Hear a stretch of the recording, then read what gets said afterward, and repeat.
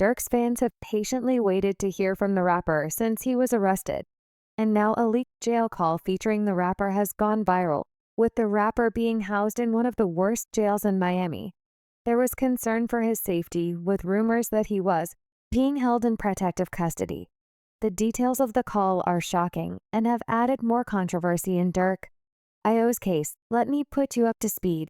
Durk speaks from jail in a shocking turn of events. The hip-hop world is buzzing with the latest news surrounding rapper Lil Durk. An alleged jail call has surfaced, marking his first public statement since his arrest last month. Amidst the chaos surrounding his arrest, an intriguing development emerged on November 15th when an Instagram user with the handle 900brew shared an audio clip purportedly featuring the OTF boss. This alleged jail call quickly gained traction online as it was believed to be the rapper's first public statement since his arrest. In the 2-minute conversation, Lil Durk is heard maintaining a positive outlook despite the challenging circumstances. He reassures the caller that he is in good spirits and determined to return home to his family. Durk also addresses a rumor that has been going around on social media, the rumor that he is in protective custody. In the audio, the rapper firmly denies these allegations, stating that he is not receiving any special treatment and is instead on the main line with other inmates. This assertion was met with mixed reactions from the public, as some viewed it as a testament to his resilience, while others remain skeptical of the call's authenticity. The caption on the post read, "Just got off the phone with my brother Lil Durk. He in good spirits, staying positive, and fighting to get back home to his kids and family. We not glorifying negativity. We more than just street guys. That's actually an understatement. We're men of honor and code. No matter our financial status, bro hit the main line with the rest of our kind. No protective custody." The relationship between Lil Durk and 900brew remains somewhat ambiguous, though the latter's Instagram activity suggests ties to the OTF label post featuring collaborations with OTF artists like Bonnie Mo, as well as photos with Book of 600, and Lil Durk himself hint at a connection that lends credibility to the alleged call. However, the lack of official confirmation leaves room for doubt as the public continues to debate the legitimacy of the audio. But this isn't the only time someone has alleged that Lil Durk has spoken to them while he's behind bars, because an artist dropped a track that featured Durk giving a brief intro. It was alleged that Durk had allegedly spoken from behind bars in Hypno Caro's new track on November 1st. Hypno Caro dropped a bombshell on the music world with the release of his latest track, Where Smirk Go. The song quickly became the center of attention for the sensational claim that it features a phone call from Lil Durk allegedly made from a federal correctional facility. This purported call marks the first time Lil Durk has spoken publicly since his arrest. In the song, Lil Durk is heard expressing his unwavering loyalty to Hypno Caro, my mother brother from another forever legend, Ophie, and I take Earring Streets over you know what time it is. Rest in peace, Dario says. In the song's intro, Hypno Caro has come under some heat, with people calling the call fake and produced by a Icoma, while others called him a clout chaser. And as the details of the arrest emerged, the gravity of the situation became apparent. The charges against Durk are severe, with potential consequences that could alter the course of his life and career. Despite the daunting circumstances, Durk has decided to stand on business. It's being reported that the rapper intends on pleading not guilty to the charges.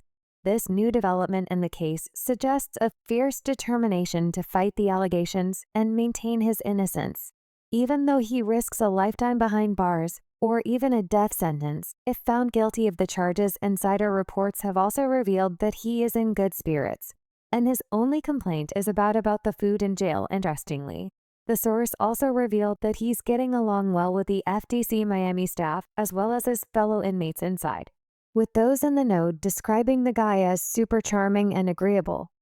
But Durk might have been trying to stay positive, because the conditions at the jail he was been held in were one of the worst in the country.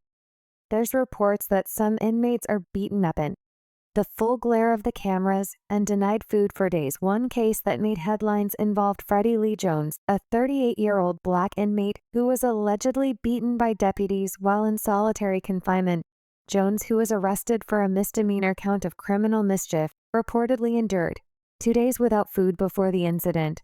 Another case that shows the jail's horrors is that of Herbie Kressel, a white inmate who allegedly committed suicide while under the supervision of the jail staff. Kressel, known for being a beggar and addict, was housed in a facility meant to cater to inmates with mental health issues. Another inmate with similar conditions as Kressel would also die in custody under very suspicious circumstances. Joseph Williams, a 26-year-old inmate with a long-standing history of mental illness, also died in custody under suspicious circumstances. Arrested for an attempted purse snatching, Williams's mother had repeatedly expressed concerns about his mental health to the jail staff. Her pleas went unheard, and Williams died shortly after she began advocating for his treatment. But brutal deputies and suspicious deaths aren't the only thing Durk should be worried about, because drugs often find their way into the jail. Well, turns out that the OTF head honcho has been struggling with drug addiction. Earlier this year, the rapper revealed that he had checked into rehab. Listen, we got word that you were in rehab. Yeah. Right? Yeah. I mean, can we talk about that a little bit? No, we good. I want to embrace it, you know what I'm saying? Because it helped me a lot. Tough at first. It was tough at first, but it ain't that tough because I really knew what I wanted. You know what I'm saying? I knew what was holding me back. Is that what it was? Was codeine? Yeah. Xanax. I wanted better. You know what I'm saying? I want to be a better man, a better father, a better... Durk even revealed that he wanted to deal with his addiction to codeine and Xanax to become a better father and leader. Is that what it was codeine? Yeah, thanks. I want a better no, saying, I want to be a better man, a better father, a better leader. And now it seems all his hard work might be undone. Because in July this year, an inmate died from fentanyl overdose with drugs being brought into the jail. Dario might find himself falling back to his old destructive habits. Luckily, news broke out that the rapper was being transferred to a jail in Los Angeles. However, not many feel sorry for the OTF boss, because he has been involved in crime for a long time, from robberies to atom-motive murders, and now actual murders. Duro's life has been one large roller coaster. The OTF criminal history. The OTF head honcho was a regular in jail before he became a successful rapper. His days behind bars date back to 2011, when he was arrested on a weapons charge being his first offense. Lil Durk was sentenced to 3 months in prison. This wouldn't help him get off the streets, because just 2 years later the rapper was arrested again and charged with unlawful use of a weapon by a felon. This time he was given 18 months probation after pleading guilty. However, during this probation, Durk was allegedly caught by police in possession of 2 guns, leading to another weapons-related charge. The case was eventually dropped after a judge RR that the rapper was not in possession, control of the guns, and therefore did not violate his probation. And in 2019, Durk was caught up in an attempted murder case and was taken into custody in one of the most drama-filled arrests. The Atlanta police issued an arrest warrant for Durk on May 29, 2019. The Chicago rapper was hit with 5 felony charges.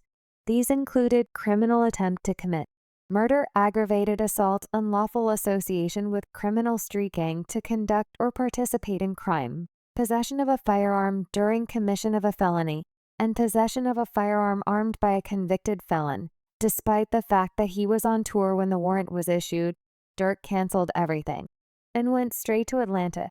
He immediately dropped a records titled Turn Myself, and the next day, the rapper wasted no time in getting ahead of any narrative by granting WSB-TV an interview at his lawyer's office.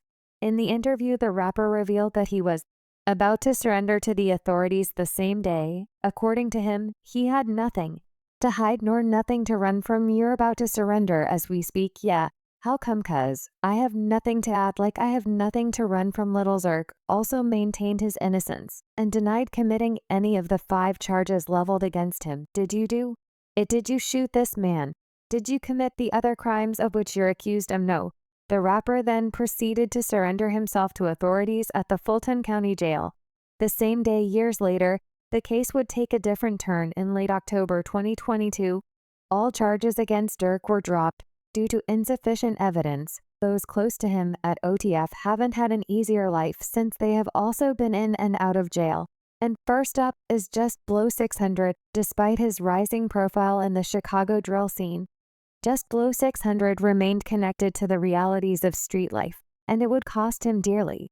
And now he's facing close to 2 decades behind bars on Halloween night in 2017. A series of events unfolded that would drastically alter the course of Just Blow 600's life. Alongside 2 of his associates, Paradise Haynes and Lucky R. Tyler, Just Blow 600 was allegedly involved in a plan to rob 19-year-old Kill Carter in Hammond, Indiana. The plan, however, took a deadly turn when a shootout erupted, resulting in the tragic death of Carter. During the chaos, Carter's cousin and Just Blow 600 himself sustained injuries. Law enforcement agencies launched an investigation, piecing together the events of that fateful night.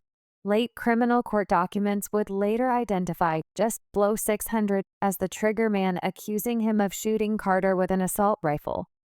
Despite the serious nature of the charges, the OTF rapper consistently maintained his innocence in a bold move he took to social media to declare his stance, stating, "They trying to build cases off lies and snitches and must stay 10 toes down." However, one of his co-defendants, Hans, pleaded guilty to 1 count of robbery, resulting in bodily injury. Meanwhile, Tyler and Just Blow 600 faced 1 count of murder, 1 count of murder and perpetration of a robbery, 2 counts robbery, 1 count of aggravated battery, and 2 counts of criminal confinement.